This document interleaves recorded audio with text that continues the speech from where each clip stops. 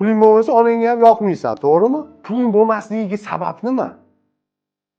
Harakatsizligi, nimagadir intilmasligi, o'sha birimni ikki qilaman deb jon kuydirmasligi, olma push og'zimga tush deb yotishi tegida yotib. Hech qaysi ayolga erkak kishini ertalabdan kechgacha uyda yotishi yoqmaydi. Bor shunaqa erkaklar, men unaqa erkaklarni hurmat qilaman. Ishi yo'q, tayinli.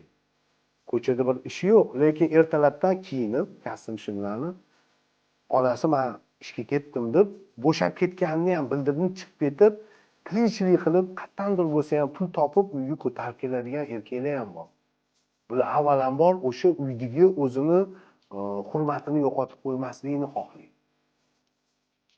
Albatta, erkak kishi agar harakatchan bo'lsa, nimagadir intilsa, mayli u pul topish ko'p bo'lmasin, kam bo'lsin, lekin intilsa, shuni ayol kishi ona ham, qiz ham, xotin ham shuni ko'rsa, ko'ngli xotirjam bo'ladi, uni hurmati bo'ladi erkak kishining o'sha uyda. Mayli kam topsin, lekin o'zini peshona terisi bilan harakat qilib topganda erkak kishining hurmati bo'ladi.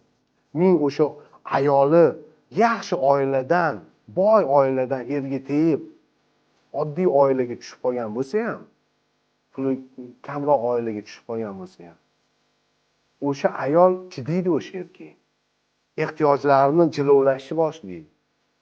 Har doim misol uchun tilla taqinchoqga o'rgangan, yaxshi kiyinishga o'rgangan qiz erga teggandan keyin shu narsalar yo'q bo'lsa ham, lekin eri harakat qilib ishlayotganini ko'rsa, boriga qanoat qilishga o'rganadi ayol kishi.